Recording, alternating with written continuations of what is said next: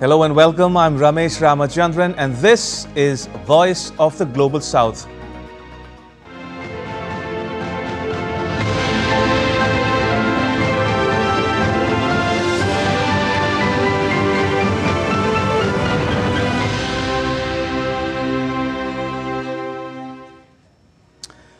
All right then, let's get started. On the show this week, Saudi Arabia and nuclear-armed Pakistan sign a mutual defense pact. Will it bring more stability or spark new worries?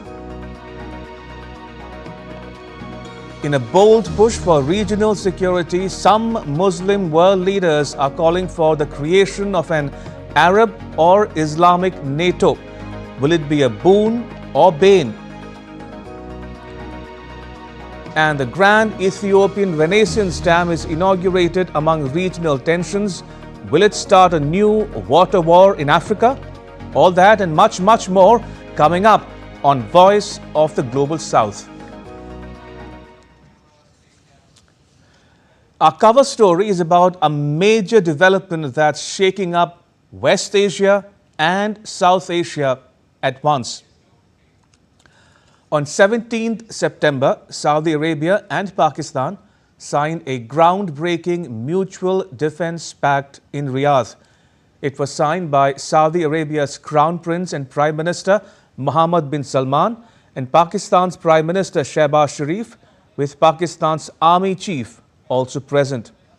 This pact, called the Strategic Mutual Defense Agreement, has everyone talking, from diplomats to defense analysts. Why does it matter? What does it mean for the region? And how might it affect India and Indian interests? Let me break it down for you. Now, first things first, you need to know exactly what a mutual defense pact is and what it means. Think of it as a solemn promise between two countries to have each other's backs in a fight. It's like a treaty, where if one nation gets attacked, say by an external aggressor, the other has to step in and help defend it. Now, these pacts are all about military alliances where countries agree to share resources, intelligence, and even troops if needed. The goal: to deter enemies by making it clear that messing with one means messing with both. It's not just words on paper. It often leads to joint training, weapons sharing, and coordinated strategies to keep peace. Famous examples include the Transatlantic NATO Treaty, the US-South Korea Pact, and the Treaty of Mutual Cooperation and Security between the US and Japan, among others. Now that you have a fair idea of what we are talking about, let me unpack the Saudi Arabia-Pakistan Pact for you. According to the joint statement from both governments, it declares that any aggression against either country shall be considered an aggression against both. In other words, an attack on Saudi Arabia is seen as an attack on Pakistan and vice versa. The agreement builds on their decades-old ties, shared Islamic values, and close military cooperation. To that extent, the pact only formalizes what they've been doing for years, like Pakistan training thousands of Saudi troops since the 1960s. The pact aims to develop aspects of defense cooperation between the two countries and strengthen joint deterrence against any aggression. Pakistan and Saudi Arabia have a defense relationship stretching back decades, in part due to Islamabad's willingness to defend the Islamic holy sites of Mecca and Medina in the kingdom. Pakistani troops first traveled to Saudi Arabia in the late 1960s over concerns about Egypt's war in Yemen at the time. Those ties increased after Iran's 1979 Islamic Revolution and the kingdom's fears of a confrontation with Tehran. So why is this pact important? For a host of reasons, actually. For starters, Saudi Arabia is the oil-rich giant of the Gulf with massive economic clout, while Pakistan brings military muscle, including its nuclear arsenal, which, by the way, is the only one in the entire Islamic world.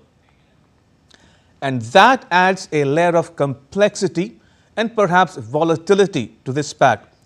While neither side has explicitly said that the pact includes nuclear weapons, it covers everything from conventional weapons to advanced technology. Now, asked whether Pakistan would be obliged to provide Saudi Arabia with a nuclear umbrella under the pact, a Saudi Arabian official told the Reuters news agency, rather cryptically, that this is a comprehensive defensive agreement that encompasses all military means. The kingdom has long had close economic, religious and security ties to Pakistan, including reportedly providing funding for Islamabad's nuclear weapons program. Now, over the years, some analysts have suggested that Saudi Arabia could be included under Islamabad's nuclear umbrella. A retired Pakistani Brigadier General, Feroz Hassan Khan, in his book on his country's nuclear weapons program called Eating Grass, The Making of the Pakistani Bomb, said Saudi Arabia provided generous financial support for the program's effort. In a 2007 U.S. diplomatic cable published by WikiLeaks, U.S. diplomats in Saudi Arabia noted that their Pakistani counterparts had brought up the idea of the kingdom pursuing a weapons program alongside Islamabad. It's also a big deal globally because it shows Gulf states such as Saudi Arabia are diversifying their security options. Now, they long relied on the U.S., but with doubts about American commitments, especially after the 9 September Israeli strikes on Qatar, this pact signals that Riyadh is hedging its bets. The Gulf Arab states are wary about the reliability of the U.S. as their long-standing security guarantor. What in it for Pakistan, you might wonder? Well, for one, the kingdom has long been a bulwark of economic support to help shore up Pakistan's faltering economy. Now, is there a precedent for this? Has either country signed something similar before? The answer is yes, although the pact is qualitatively different from the ones I am going to cite. Let's start with Saudi Arabia. Now, back in the 1950s, the kingdom inked a mutual defense assistance agreement with the U.S. The U.S. gave military aid and training in exchange for basing rights and cooperation against the Soviet bloc. Now, Saudi Arabia has also been a part of the broader Gulf alliances such as the Peninsula Shield Force under the Gulf Cooperation Council. As for Pakistan, it has been in the game of alliances since the Cold War times. In 1954, it signed a mutual defense assistance agreement with the U.S., which led to billions in aid and weapons. Now, it joined SEATO and CENTO. SEATO, or the Southeast Asia Treaty Organization, was a Cold War era collective defense treaty and organization formed in 1954 by 8 countries: the U.S., France, the UK, Australia, New Zealand, Pakistan, the Philippines and Thailand to prevent the spread of communism in Southeast Asia. And CENTO, or the Central Treaty Organization, was a Cold War military alliance aimed at countering Soviet influence in West Asia. It comprised Iran, Turkey, Pakistan and the UK, among others. Pakistan also has defense ties with China through joint ventures and exercises, but not a pact per se. So while both nations have precedents, this Saudi Arabia-Pakistan pact is unique for the simple reason that it's between 2 key Islamic countries, one in West Asia and the other in South Asia, without a Western superpower pulling the strings. The timing of this pact cannot be ignored either, coming as it does after Israel carried out airstrikes in Qatar's capital, Doha. Arab nations, including Saudi Arabia, saw it as a violation of Gulf sovereignty. But Saudi Arabia insists that the pact with Pakistan is not a direct response to any single event. The Reuters news agency quoted a Saudi Arabian official as saying that this agreement is a culmination of years of discussions and that it is an institutionalization of long-standing and deep cooperation between Saudi Arabia and Pakistan. Which brings us to another question. What are its implications for India? Now, India has been building strong ties with Saudi Arabia, especially in the last decade and more. Riyadh says its pact with Islamabad won't change its ties with New Delhi. The Saudi Arabian official who spoke to Reuters says that, quote, "Our relationship with India is more robust than it has ever been. We will continue to grow this relationship and seek to contribute to regional peace whichever way we can," unquote. But India is cautious, not least because the pact comes months after India conducted a military operation codenamed Sindoor against Pakistan in retaliation for the 22nd April terror attack at Pahalgam. Incidentally, Prime Minister Modi was visiting Saudi Arabia when he cut short his trip following the terror attack. New Delhi says that it will study the implications of this development for its national security as well as for regional and global stability. The statement adds that India was aware that this development, which formalizes a long-standing arrangement between the two countries, had been under consideration. So what do you think? Does the Saudi Arabia-Pakistan pact bring more stability or spark more worries? Do tell us. And now to a bold proposal that's gaining traction across West Asia, the establishment of an Arab or Islamic NATO. The idea has sparked intense debate in the region and beyond. Some say it's about taking control of the region's security. Others fear such an alliance could escalate tensions.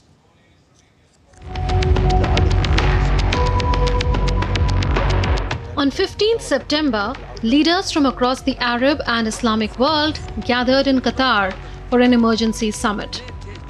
What started as a meeting to condemn an Israeli airstrike on Qatar's capital Doha pivoted to talks about an Arab or Islamic NATO, a military alliance aimed at protecting Arab and Muslim nations from threats such as the one Qatar faced on the 9th of September. Qatar, which has hosted Hamas's political office since 2012, saw the Israeli airstrikes as a violation of its sovereignty. Remember, Qatar is a close US ally. It hosts the largest US airbase in West Asia. Qatar did not waste time in calling an emergency Arab-Islamic summit.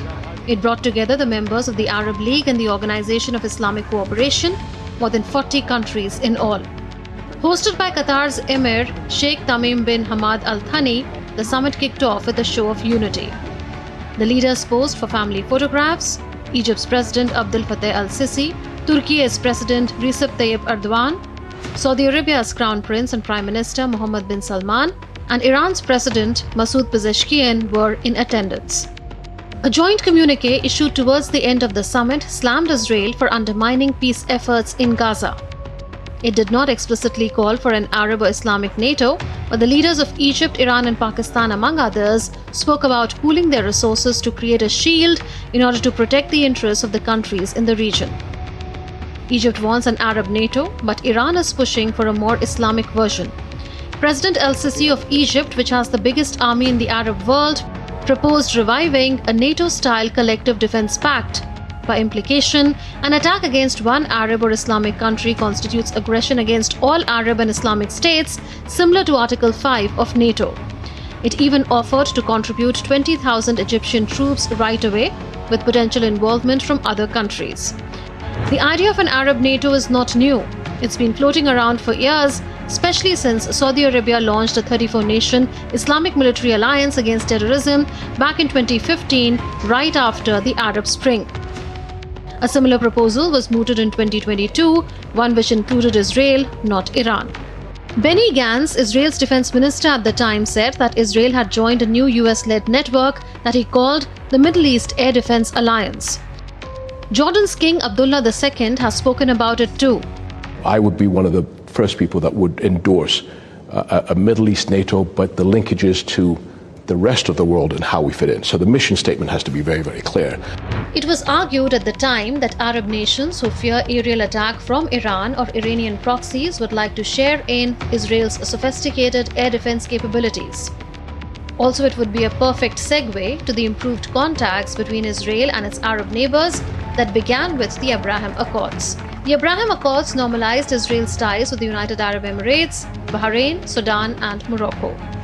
Efforts were made to normalize Israel's relations with Saudi Arabia, but they were not pursued after the Gaza conflict erupted, with Saudi Arabia calling for first creating a viable path to an independent Palestinian state. So the idea of an Arab NATO has been put forward many times in the past, but it has never crystallized. The Qatar summit ended with strong words, but no binding commitments yet, just vague pledges and symbolism. Which begs the question, are the region's leaders serious about a NATO-like force, or is it just another attempt at paying lip service to the Arab cause? Do the Arab states really have it in them to take on Israel? And then again, does the idea of an Arab NATO militate against the Abraham Accords? Already countries such as the UAE and Bahrain that signed the Abraham Accords with Israel are threatening to pull out if Israel keeps expanding in the West Bank or attacking neutral states such as Qatar. A US-based news website Axios reported that the Emiratis have made clear in private and in public that they see annexation of parts of the West Bank as a red line. There's also a lot at stake for countries such as India, which enjoys strong ties with Israel and the Gulf states. One of the reasons for it is that it's not just Arab countries that are calling for a joint military force. Pakistan's Prime Minister Shehbaz Sharif has joined in the chorus too, the implications of which, for India's interests, are not too far to seek. Ethiopia has inaugurated Africa's largest hydroelectric project. The $5 billion Grand Ethiopian Renaissance Dam, the symbol of the country's pride and a means to address its energy shortages. But Egypt calls it an existential threat. There's another dispute brewing, this time between Ethiopia and Eritrea. The Ethiopian government's attempt to seek direct access to the Red Sea has met with opposition from Eritrea, which gained independence from Ethiopia in 1993 after a 30-year-long armed struggle. Aman Kumar Himanshu reports on the spectre of water wars in the Horn of Africa.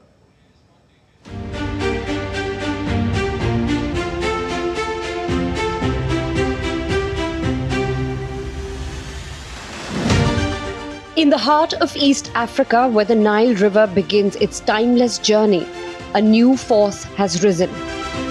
On 9th September, Ethiopia inaugurated Africa's largest dam that promises to boost its own economy and that of its neighbors and also put an end to frequent outages.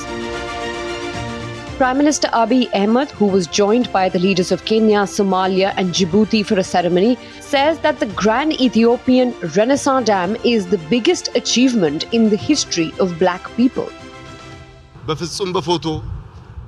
Photos, videos and words do not do the GERD justice.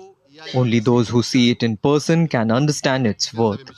I hope and pray that this generation comes to see the dam, and I invite all black people to do the same.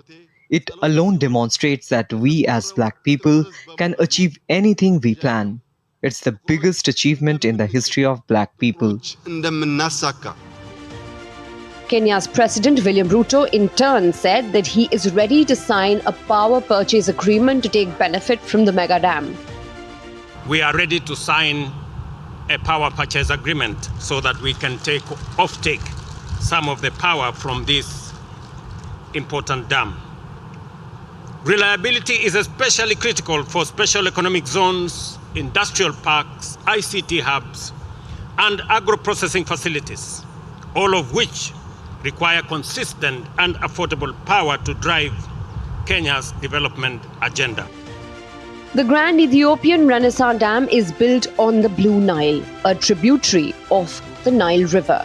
The dam is one of the biggest projects in Ethiopia's history. It is 170 meters high and stretches nearly 2 kilometers. Constructed by an Italian company, this mega structure can hold a staggering 74 billion cubic meters of water and generate more than 5,000 megawatts of electricity, more than double the country's current capacity. Work on the $5 billion project began in 2011 after 6 out of the 10 Nile Basin countries signed an agreement on sharing of the river waters in 2010. But Egypt and Sudan rejected the deal. The two downstream countries feared that the dam would threaten their annual allocation of 55.5 billion cubic meters for Egypt and 18.5 billion cubic meters for Sudan. Ethiopia is the second most populous country in Africa. 1/3 of its population lives below the poverty line. The World Bank says that nearly half the population of Ethiopia has no access to electricity. Ethiopia maintains that the dam has the potential to light up East Africa and fuel economies. The dam could supply millions more with power, both in Ethiopia and through power deals with neighboring countries. Prime Minister Abiy says that the dam will eventually generate $1 billion in revenue per year. Ethiopia would also get to earn foreign exchange by exporting electricity to countries in its neighborhood. The dam could also boost Ethiopia's industrial production and accelerate a shift towards electric vehicles. But not everybody is happy with the dam. The Grand Ethiopian Renaissance Dam has long been a cause of tensions between Ethiopia and Egypt, and to some degree, Sudan. Years of negotiations have failed to produce an agreement on how the three countries will share the water from the river. The dam has the potential to benefit the entire region, but at present, it looks like yet another threat to stability in the Horn of Africa, which is already suffering from multiple conflicts. Egypt receives little to no rainfall. It relies on the Nile for 97% of its water needs. President al-Sisi calls it an existential threat and fears for Egypt's water security. Egypt, which built its own Aswan High Dam on the Nile in the 1960s, fears that the Grand Ethiopian Renaissance Dam could restrict water supply during a drought. In a letter to the UN Security Council, Egypt described the inauguration of the dam as a unilateral act that breaks international law. However, Ethiopia has been filling the reservoir in phases since 2020, arguing that it would not significantly harm the downstream countries. Prime Minister Abiy Ahmed says that the dam would bring prosperity to the region, not hurt it. To our brothers in the downstream, to our Nubian brothers, and to our Misri brothers, who are worried out of innocent concerns, Ethiopia built the Renaissance Dam to prosper and to enlighten the region, never to hurt it, brothers. I would like to confirm to you in front of the Ethiopian people that we will never retain your fair share of the water at any point. Ethiopia, meanwhile, has pivoted its attention to another goal, that of regaining access to the Red Sea. This goal is deeply rooted in history and national identity. Ethiopia once had a vital coastline along the Red Sea, providing crucial access to maritime trade routes and international markets. But in 1993, when Eritrea gained independence after decades of struggle, Ethiopia lost its coastal territory and became a landlocked country. Recently, Prime Minister Abiy Ahmed said that giving up the Red Sea was a mistake that will be corrected. His remarks could heighten Ethiopia's tensions with Somalia, Egypt, and Eritrea. Eritrea condemned Abiy Ahmed's rhetoric, calling it a threat to its sovereignty and a poisonous territorial agenda. The rift between Ethiopia and Eritrea comes at a time of escalating regional tensions. Egypt has deployed troops to Somalia as part of a peacekeeping mission aimed at stabilizing the country. But Ethiopia views the move with suspicion. Recently, Ethiopia's ambassador to Somalia warned that the presence of Egyptian troops could create political and strategic challenges to the 4,000 Ethiopian soldiers already operating in Somalia. Egypt dismissed the claims, saying that its forces were endorsed by the African Union Peace and the Security Council. For its part, Somalia's defense minister welcomed Egypt's support, saying that his country will no longer wait for external approval to engage with other countries. The deepening partnership between Somalia and Egypt represents a strategic change for Ethiopia on multiple fronts. It risks creating a regional bloc that challenges Ethiopia's ambitions and fueling the water wars in the Horn of Africa. Aman Kumar Himanshu's report for DD India. And with that, that's a wrap. Thanks for watching. Bye-bye.